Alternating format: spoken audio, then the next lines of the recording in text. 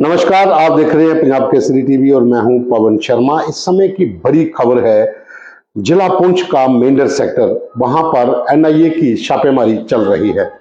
दरअसल राजौरी में हुए आतंकी हमलों के चलते ये छापेमारी की जा रही है। खास करके 1 जनवरी को राजौरी के ढांगरी गांव में जब आतंकी हमला हुआ था तो उसमें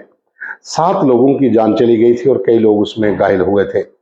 पहले आतंकियों ने गांव में घुसकर अंधाधुंध फायरिंग की थी और उसके बाद आईईडी लगाकर वहां पर 2 लोगों की जान गई थी। तो कुल 7 लोगों की मौत वहां पर हुई थी। नए साल का पहला दिन था जब डांगरी में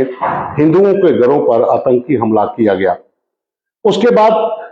इन आतंकियों की तलाश में कई जगहों पर छापेमारी की गई। जम्मू कश्मीर पुलिस, भारतीय सेना ने पूरे इलाके को कार्डन किया। पैरामिलिट्री फोर्सेस के साथ मिलकर राजौरी व पुंछ का एलओसी से सटा हुआ जो इलाका था, उन इलाकों में कई जगहों पर ऑपरेशन लॉन्च किए गए। लेकिन आज उस हमले का जो मास्टरमाइंड था, जो साजिश करता था, जिसने आतंकियों को लॉजिस्टिक सपोर्ट पहुंचाई थी, उसके घर पर छापेमारी चल रही है। पुंछ का मेंढर सब डिवीजन है जहां के सलवा और साथ में एक और गांव है जहां पर छापेमारी इस समय की जा रही है। जो जानकारी पंजाब केसरी को मिल रही है कि इस समय एनआईए की टीम जो है वो हाजी निसार, जो निसार अहमद उर्फ हाजी निसार है, उसके घर पर और साथ में 2 और लोग हैं जिनके घरों पर छापेमारी की जा रही है और कुछ लोगों से वहां पर एनआईए की टीम पूछताछ भी कर रही है। दरअसल ये हमला जो था, ये लश्कर तैयबा ने पाकिस्तान में बैठकर इसकी साजिश रची थी और जो आतंकी इस राजौरी और पुंछ के अंदर उस समय सक्रिय थे, उन लोगों को ये काम सौंपा गया था। लश्कर का जो टॉप कमांडर था, जिसकी डिटेल हम आपको बता देते हैं कि वो पाकिस्तान के अंदर एक टेरर कैंप जो था उसका वो लॉन्चिंग कमांडर है और सैफुल्ला उर्फ साजिद जट उसका नाम है और उसका साथी जो था वो अब्बू कातल उर्फ कातल सिंधी और मोहम्मद कासिम, ये 3 लोग थे जिन्होंने ये पूरी साजिश रची थी। और वहां पर बैठकर उन्होंने मेंढर के भीतर लोकल गाइड की मदद से, जो ओजीडब्ल्यू हैं, ओवरग्राउंड वर्कर, उनकी मदद से इस हमले को अंजाम दिया था। उसके बाद से ही ये केस जो था ये एनआईए को सौंप दिया गया। एनआईए ने पूरे मामले को गंभीरता से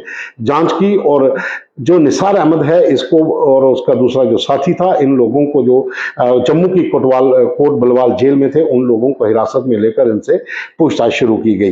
पूरी चार्जशीट दाखिल की गई है जिसमें ये पता चलता है कि किस तरह से इस पूरे हमले को अंजाम दिया गया, क्योंकि मेंढर में बैठे ये लोग जो ओवरग्राउंड वर्कर का काम कर रहे थे, उन्होंने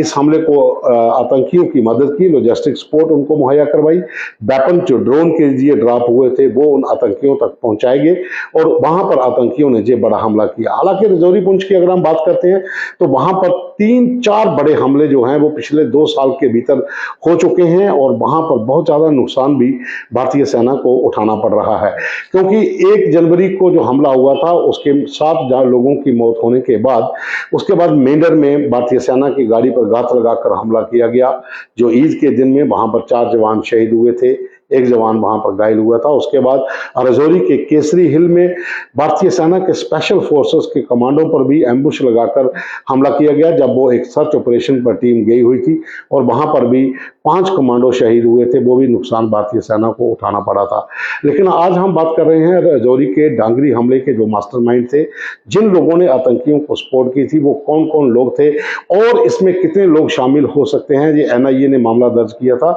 और उसी के चलते आज मेंढर में ये रेड चल रही है। एनआईए की छापेमारी की जा रही है। 2 से 3 लोगों से आज भी पूछताछ वहां पर हो रही है कि आखिर उन लोगों के संपर्क में कौन कौन लोग और हैं और सीमा पार से उन लोगों को किस तरह से संदेश मिलते हैं। जैसा कि पंजाब केसरी ने पहले भी बताया था कि पुंछ और राजौरी के भीतर आतंकियों का एक बड़ा नेटवर्क जो था वो ओवरग्राउंड वर्करों की मदद से चल रहा था। दरअसल 2 साल में जो हमले हुए उसमें आतंकी एक जगह से दूसरी जगह पर ठिकाने अपने बदलते रहे, लेकिन पिछले 3-4 महीनों में वहां पर आतंक पर कड़ा प्रहार जो है वो जम्मू कश्मीर पुलिस के स्पेशल ऑपरेशन ग्रुप ने और स्थानीय पुलिस के साथ साथ भारतीय सेना की बटालियंस ने किया है, जिसमें इसमें कई आतंकियों को मौत के घाट उतारा है। जगह जगह पर जो ऑपरेशन हुए, वो चाहे सुरनकोट में हुआ,